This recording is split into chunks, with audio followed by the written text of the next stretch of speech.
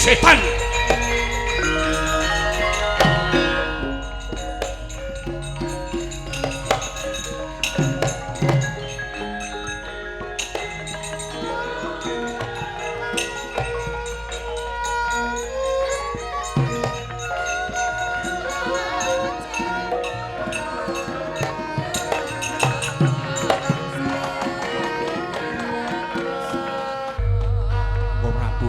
Kepiye? Menika Setinggil Binatrata. Sing meniki pasar sapa? Lah ya Setinggil. Ing nami Setinggil menika papan Ratu Mendarsabda. Lah iya. Boten ingkang diya diniya langkung-langkung. Mara tangan dumateng sok sinten kemawon Gusti Prabu. Sing jeneng wong nesu kuwi ora iso dimpet tak kandhani. Ora iso dimpet. Engko nek nesu dimpet anyang-anyangan dadine. Nesu nang kene yo dupakno kene. Lah wong nesu nang kene kok dadak kok ngempet nang jaba kono, asa ilang nesune. Wah, blokmu ora. Mekaten Prabu. Lah yo yen pancen mantune ora trima, ngopo kuwi Udawa? Ih, monggo mawon. Kok dasare kalih senguni niku sengit. Tuwa-tuwa kok gleleng pun monggo mawon. Kula ora melu-melu campur tangan. Wis saiki pun kanggo dikepiye?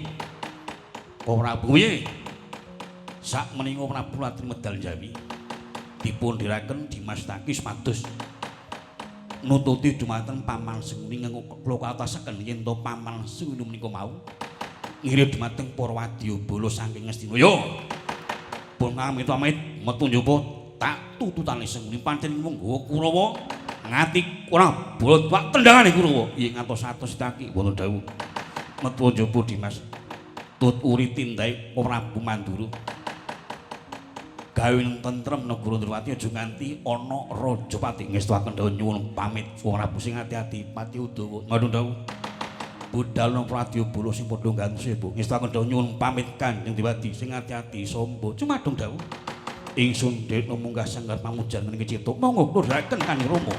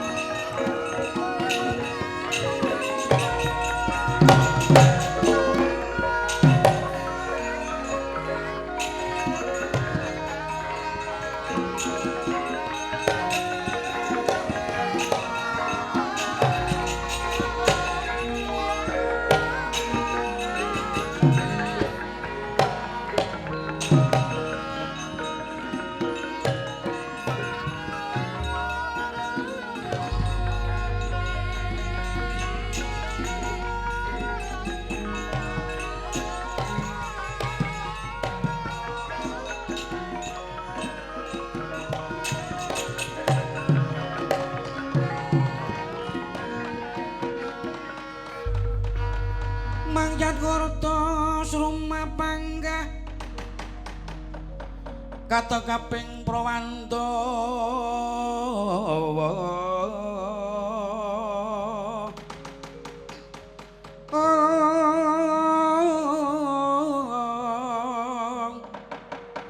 sumah haping barisan ronanggono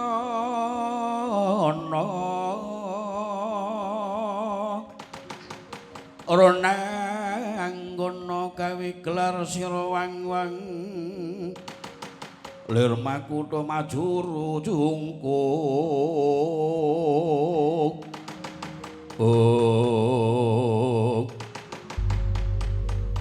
ngebau langgeng sinuwih datana ora Pati Sengkuni kula penemban kepiye Sengkuni anggo nututi Baladewa ana ngata Ndrawati Sengkuni duh ketiwasan penemban ketiwasan kepiye coba maturu menika wau badhe kula pikut anak Prabu Mantrus pados malunggal dumateng para Pandhawa ingkang wonten negari Ngastina piyambakipun malah ngedeki pakem boyo sayembara perang sayembara pilih lho ngedeki sayembara Sengkuni mekaten penemban yen saged alit ngawunaken angger mandra ageng saged nyempal baunipun tengen kersa dipun boyong wonten negari Ngastina menika wau kula daya pepeksa malah angger mandura duka ngantos mbupak dumateng kula satemah gladran kula kepelajar saking nggih pinatrata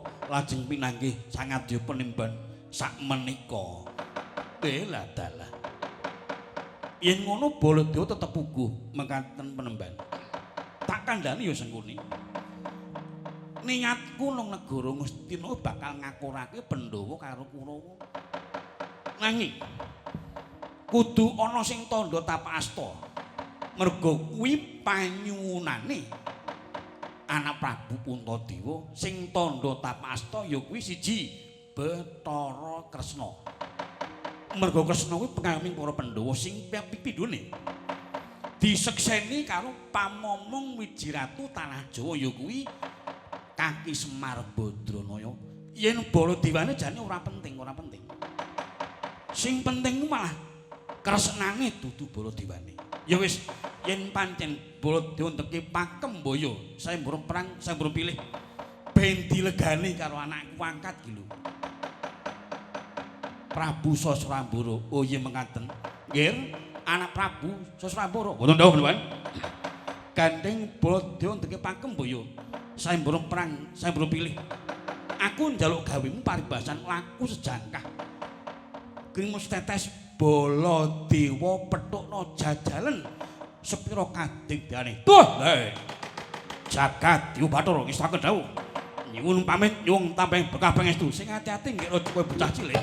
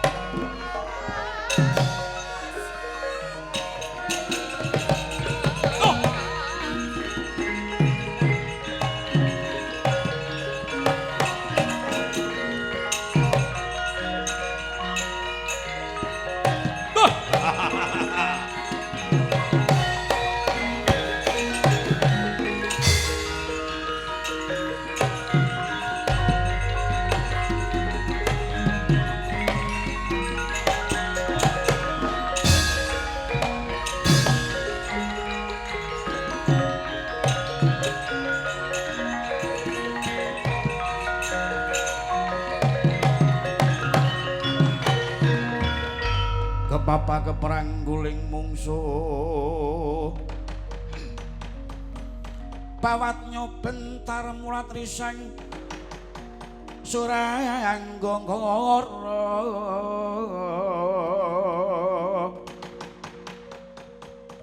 mangsaing ronanggono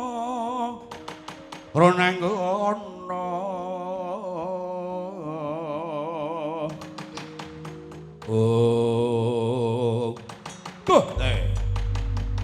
Jagadiwa Bathara iki ana satra cilik kenclang kencling kenceng ana ngarep aku mentang kaya Gandewa Malangkaya lho sapa kowe yen takon karo aku iki Senopati Ndrawati ya bebetenging kraton Ndrawati satriya garba ruci aku Setyaki ya aku Sencaki Setyaki ya dasar nyoto kowe sapa iki ratu giling mesti aku Prabu Sasrabura ngendi sing jenenge Baladewa ketok nang arep aku bakal tak jajal sepira kadigdayane lah kok sumbare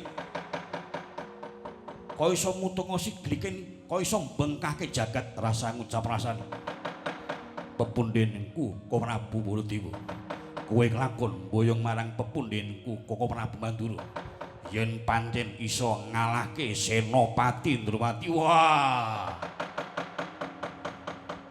ngemping lorong gigi pati keparat dedegmu nang apiro gedhimu paribasan sak kepel kados sak bebekmu kurang sekti krita memang tak candak bangkemu sepeki watu ajur kandamu cangkeme tulis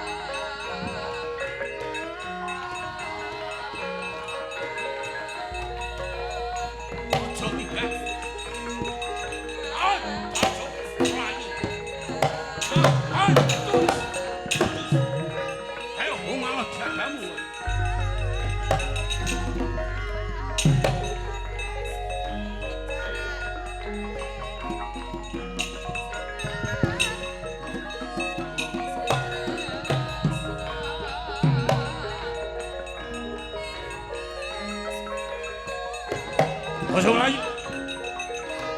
Cot. Ait.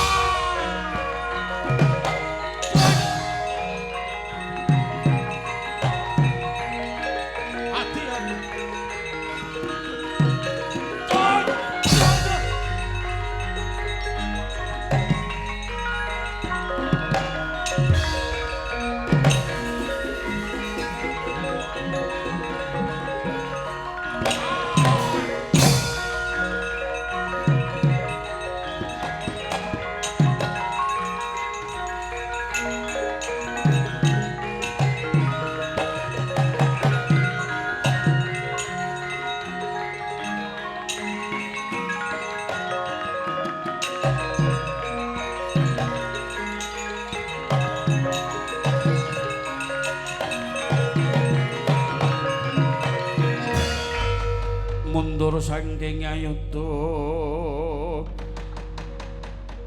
mulat ponang prawadya bala prawadya bala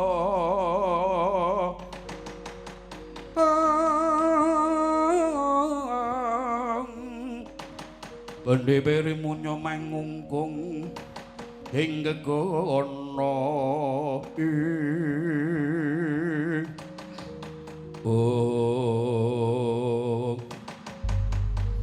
kepiye nggih Prabu Sasrambura? Waduh.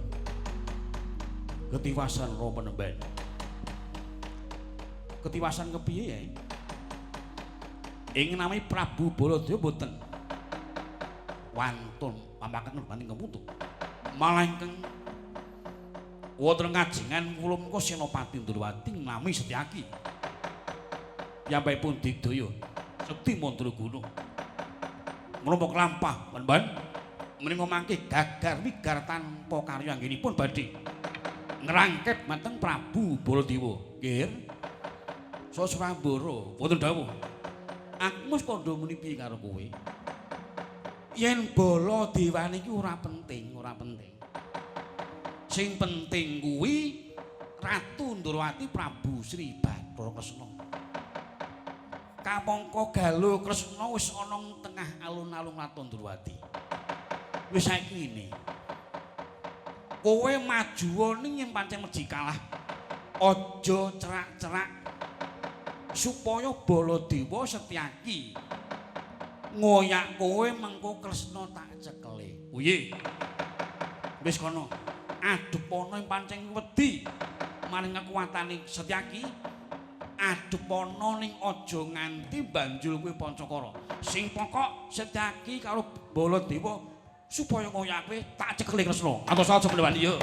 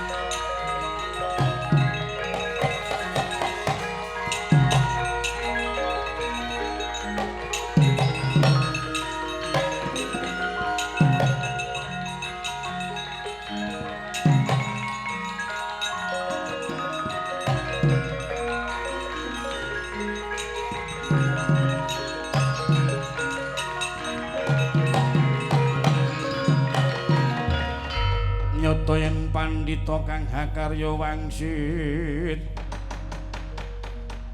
pindha kumbang sepa madu sarining tawang sarining tawang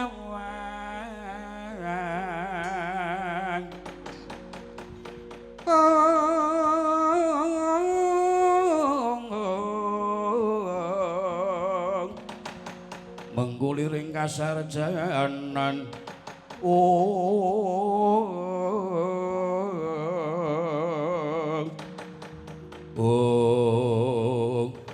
ladal kowe sapa wani nglimpe nyekel aku tanpa adu arep karo Kresna.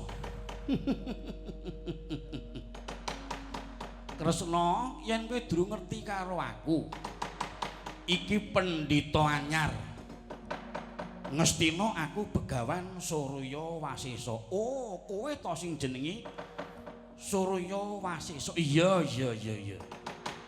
Lah kok nyekel aku ana apa? Banjur tok gawa tengah alas kene. Papan sing peteng alas gung liwang-liwung. Ngene ya. Kowe engko tak gawa negara Ngastina urung rawurung ming tak kon tandha tapak asta. Mergane aku nampa ature Prabu Puntadewa gelem akur marang para Kurawa. Nanging sranane sepisan Kresna kudu gelem tandha tapak asta kaping pindhone. Anggone ngakurake Kurawa karo Pandhawa kudu disekseni pamomong wiji ratu tanah Jawa ya kuwi Kaki Semar Badranaya. Oh ngono karep iya. Yo aku tak takon karo kowe, karepmu ngakurke para kadangku Pandhawa karo Kurawa bakal tak ngurungake perang Baratayuda. Mergo pancen perang Baratayuda kuwi perang sing gedhe. Matumpa-tumpa korbane. Mesake sing padha ditinggal mati perang. Ngrumat bocah cilik-cilik, ngrumat wong tuwa sing jompo-jompo. Aku niate bakal ngakurke marang Pandhawa karo Kurawa. Monggo tak kandhani ya. Sing jeneng perang Baratayuda kuwi wis ginaris marang dewa. Wis ginaris marang dewa. Besok bakal dumadi perang Baratayuda. Sing jeneng perang Baratayuda kuwi perang nyaring katemenan. Sapa sing salah bakal asor, sapa sing bener bakal tumpang jurite tak kandhani. Ya wis aku ora ngerti. Arep kuwi kodrat, arep kuwi mbuh ora kodrat, sing pokok aku ora ngerti. Ya wis. Yen pancen karepmu koyo ngono, aku bakal nayogjani ning aku tak njaluk kandhamu. Aku njaluk ucapmu. Coba tegesno Baratayuda kuwi apa? Baratayuda kuwi apa? Ayo jawab. Baratayuda kuwi ya perang. Perang geger antarane Pandhawa karo Kurawa. Pendhita bodho. Baratayuda kuwi perang trah saka Barata. Ngerti apa ora? Njur iso ngakurke Ngastina utawa Kurawa karo Pandhawa, aku tak takon. Yen Kurawa karo Pandhawa ki tuwa ngendi? Jawab. Ayo jawab. Yen Kurawa karo Pandhawa ki tuwa ngendi? Ayo tuwa Simbah. Simbah bathukmu kuwi. Kaya ngono kok ngaku pendhita sing wicaksana. Ngaku pendhita sing wacita ngerti sadhewe winarah. Lah kene ora ngerti sejarah. Ora ngerti sejarah lah kok arep gawe peraturan anyar. Piye coba? Yo nalarmu kepiye coba? Ya sak uni-unimu pokoke. Pandhawa karo Kurawa ki tuwa pendawane. Lah kok iso mentas sejarahke ya? Jaman semono Eyang Palasara. Pinggayuh putri saka Wirata sing silih Dewi Durgandini. Banjur lakon gayuh putri kakon dadi Prameswari. Ana negara Ngastina, merga pancen serane kudu ambuka Bathok Bolu kang sanyatane iku negara Ngastina. Banjur dadi Prameswari dadi sisihane Eyang Palasara. Peputra Eyang Abiyasa. Lah banjur kala semono Eyang Palasara kondur marang Kasidan Jati.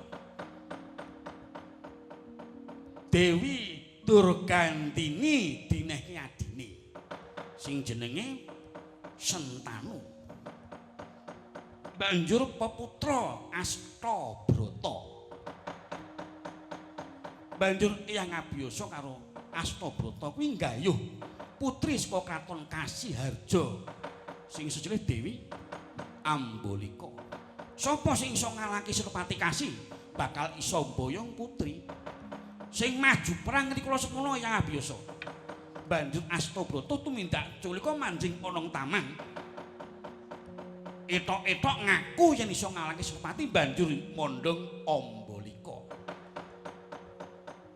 Peputra Paman Dastarata.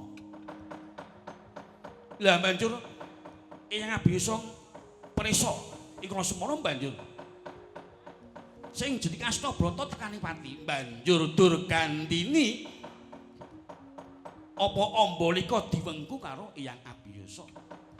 Gelem mondhong Dewi Ambalika nanging yen wis mijil ponang jabang bayi sing tak kandhake mau ngarep jenenge Astabrata. Lah banjur karo Eyang Abiyasa Ambalika nggerbini. Banjur peputra Paman Pandhu Dewanata. Wis opo pikiran? Yen Astabrata karo Eyang Abiyasa kuwi tuwa abiyasane. Lah kok iso muni do muni yen to Kurawa karo Pandhawa kuwi tuwa Kurawane iki? Sapa sing sejarah kaya ngono kuwi? Lah kok mangkat tapet kaya ngono? Banjur kala semono Paman Pandhu peputra Pandhawa, Paman Dasarata peputra Kurawa.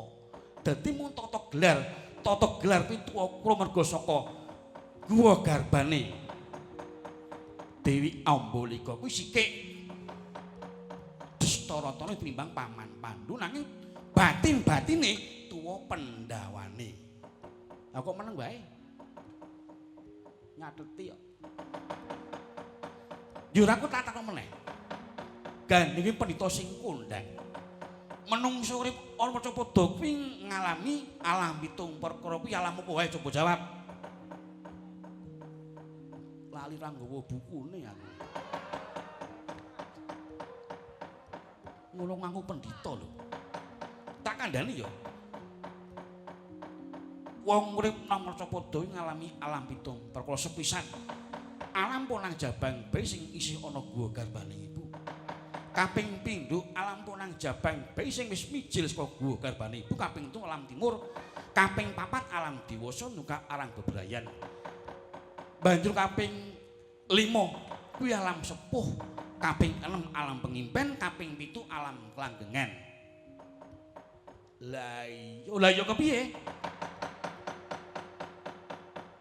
Ngono ngaku pendhita lho. Wis rasah kowe ngomong lah. Kowe wektu. Sing pokok ayo nang negara Ngastina. Supaya kowe tandha tapasta. Waton iso ngalih kesana. Aku gelem tandha tapasta. Lah dalah. Kupat kapita kula tapang tak cekel katon mati dening aku iya tak kembali kabidayamu.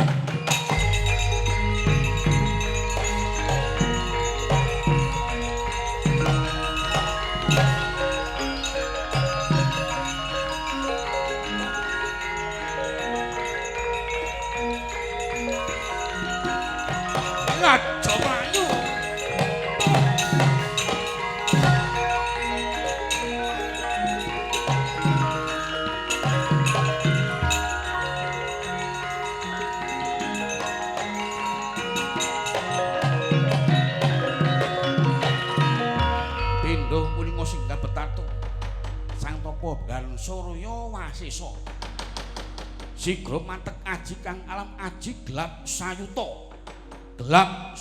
punjula sithik den watek tumo marang Natandrawati kontal Natandrawati dumawah ana sangandhaping kayangan Ngondarantir Bawana.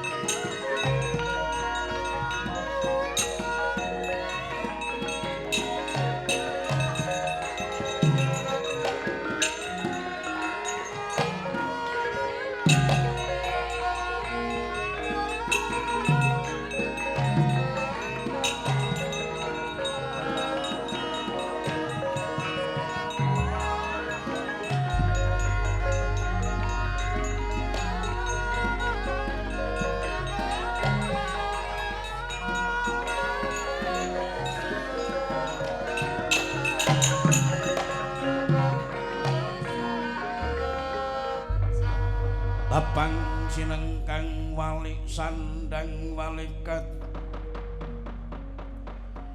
Kodewa simbar jojo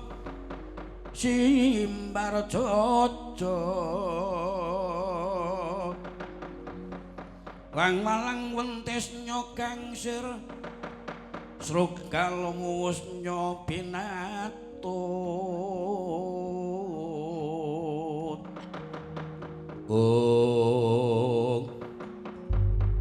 Sosrambara wonten dawuh iki mau krasa tak getak kontal tambuh tibane wae lah dalah lajeng ngados pundi mengwaki ing tandha tapasta ya wis ben ana ngendi tibane Kresna sing pokok iki mingkar siji ya kuwi kaki Semar Badranaya supaya nyekseni anggone aku bakal ngakorake para Kurawa lan Pandhawa mekaten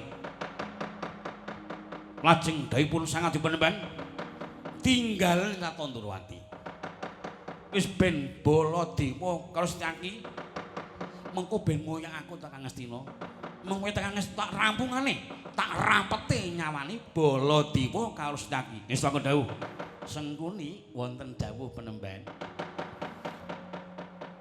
mengko dawuhna karo Werkudara ya supaya njujuk ana karang kabutan mengko aku kang bakal memanuki lakune yen pancen Semar berguguk ngucawaken Bondan Datratu supaya Werkudara tata-tata ngrangket tangane Semar yen ngestaken dawuh mangke yen to anake Semar Gareng Petruk Bagong menika mangke boten trimah Gareng Petruk Bagong dirangken isan tangane Nggih ngestaken dawuh mangking kula badhe dawuh dhumateng pun Werkudara pados njujug wonten ing karang kabutan sing ati-ati patih semuni mekaten Pandhan.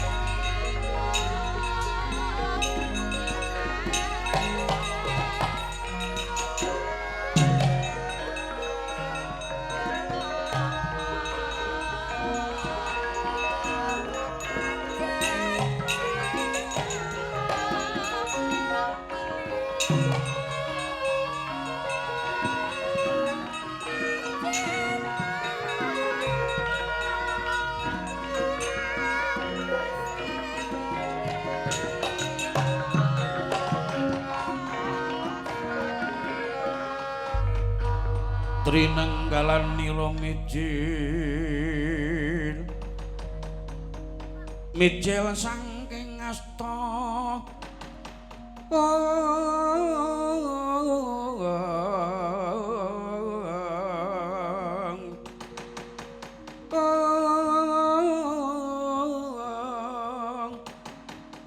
gumebyar pindho tadit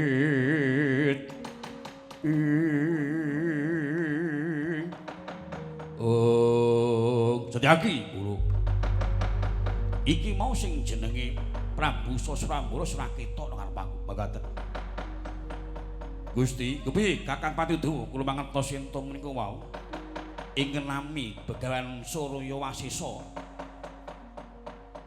nyaketi lampahipun Prabu Sasrambara ngantos kula ngedadosan sesembahan kula sinuwun Ndrawati ical saking Pandulu Gusti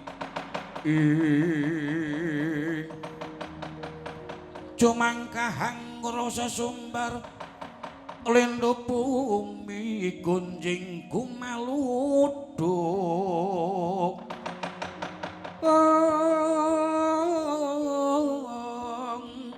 kumaluduk guntur ketuk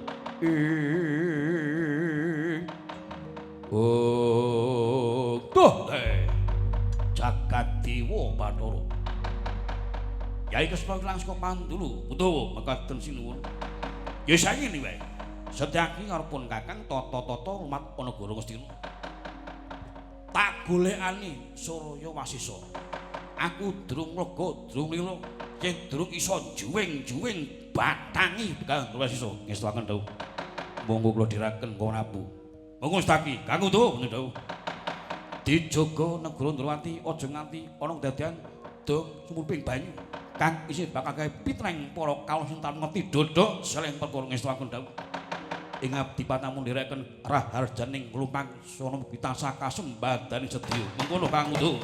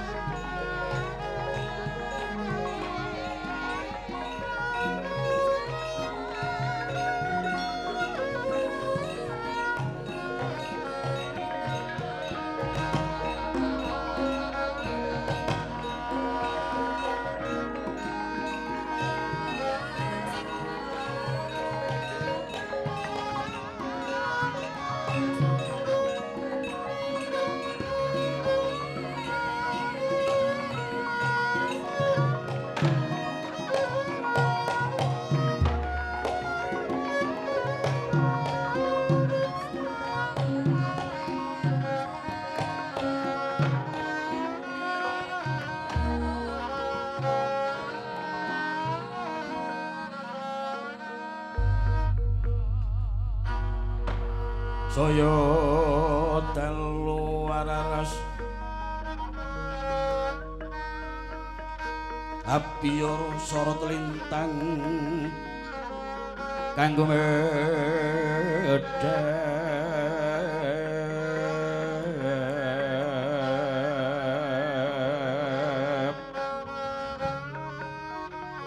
titi sunyo madya latri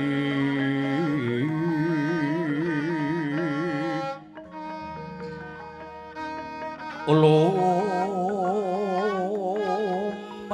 gandaning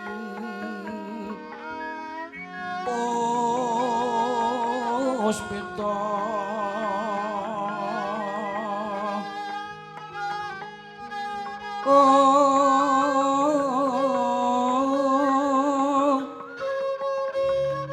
karnaning putyan nira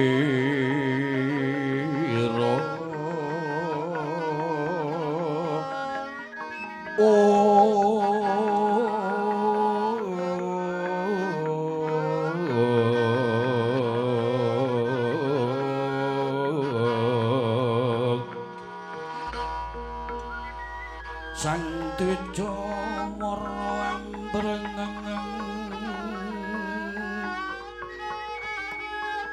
ambreng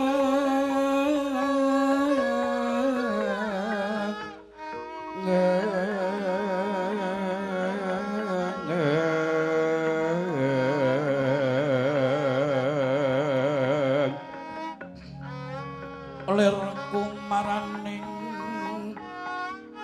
madu bronto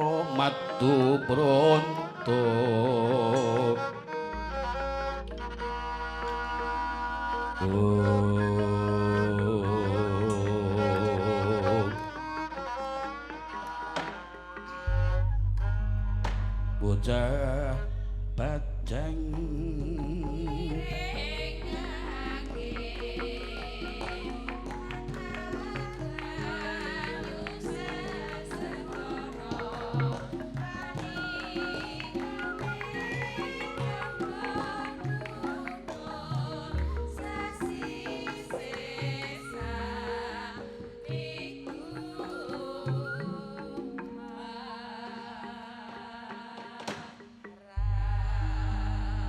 wis ngajeng maksana nata mandura kadharaken marang Kang Layadir Setyaki. Lusuping ngono diwasa ketingal peteng dedet lelimengan. Hamung kekayuping kayon kang bisa nglamlami jroning wardaya kapireng swaring rijan kang tambuh dening kumandang swalane.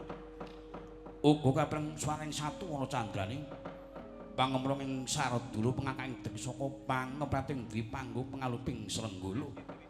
Uga kapering swaraning kutu-kutu walang ataka kang munyana madyaning wana bisa gawasining wana.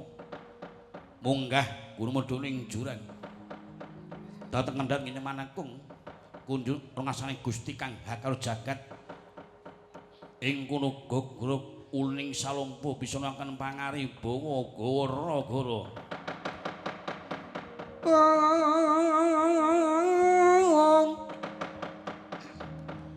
Eka bumi duwe sawah duwe gunung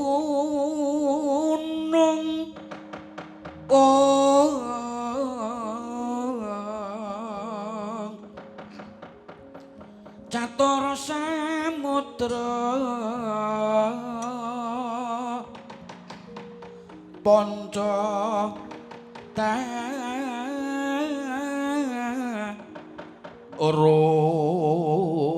sabangunan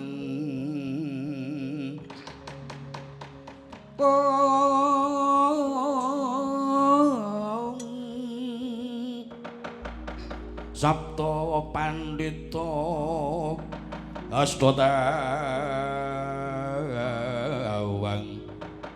Nawadewa Dasa Ratu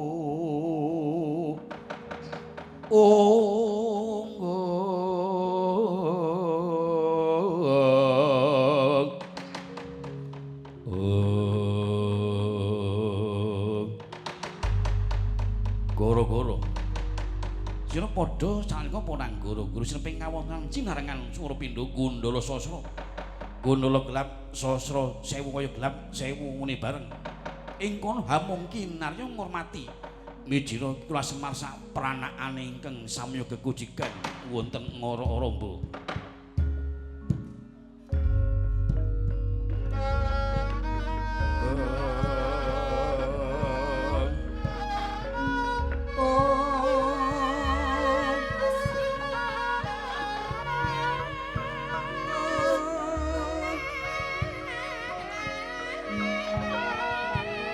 Kayon katibing angin sumilang karnaning ngarenya